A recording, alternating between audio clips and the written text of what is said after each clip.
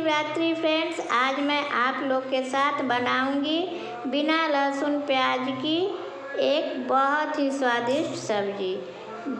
Drum stick, आलू, टमाटर, पोस्तू का पेस्ट, मंगरैला और 2 हरी मिर्च। एक पैन में 2 चम्मच सरसों का तेल।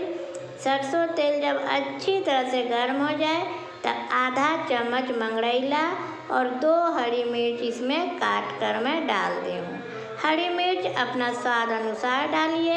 एक टमाटर डाल दी।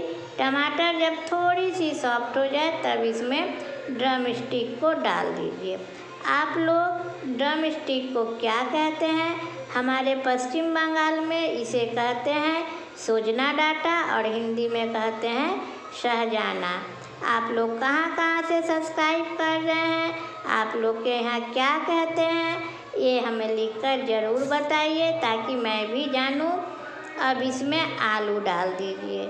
आलू बिल्कुल इस तरह डालिए जो ड्रम स्टिक के साथ आसानी से कुक हो जाए, इसलिए मैं थोड़ी पतली पतली काटी हूँ। आप लोग भी इसी तरह दीजिए। अब इसे ढक कर पकाना है और जब थोड़ी सी सॉफ्ट हो जाए आलू तब इसमें स्वाद अनुसार नमक डालिए और थोड़ी सी हल्दी डालिए।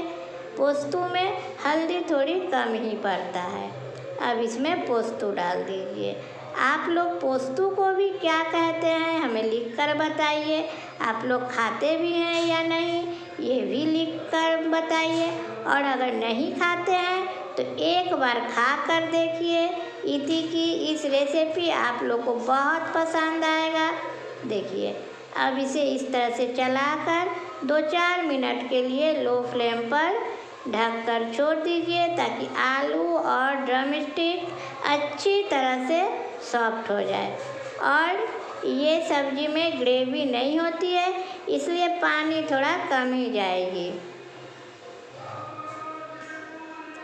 अब इसमें थोड़ी सी पानी डालना है ताकि पोस्तू के साथ सब्जी अच्छी तरह से घुल मिल जाए और पूरी स्वाद आ जाए। अब कलर के लिए थोड़ी सी इसमें कश्मीरी लाल मिर्च डाल दीजिए। अगर है तो दीजिए, नहीं तो स्किप कीजिए, कोई बात नहीं है। अब इसे ढककर 5 मिनट के लिए बिल्कुल लो फ्लेम में इसे छोड़ दीजिए पकने के लिए। अब लास्ट में इसमें थोड़ी सी सरसों का तेल दीजिए। सरसों तेल का फ्लेवर इसमें बहुत ही अच्छा लगता है।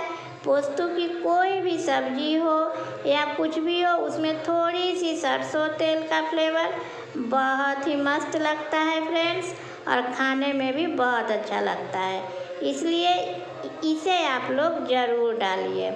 अब देखिए मैं एक बाउल में निकाल ली हूँ सर्व करने के लिए। अब मैं फिर आप लोग के पास आऊँगी नई रेसिपी के साथ।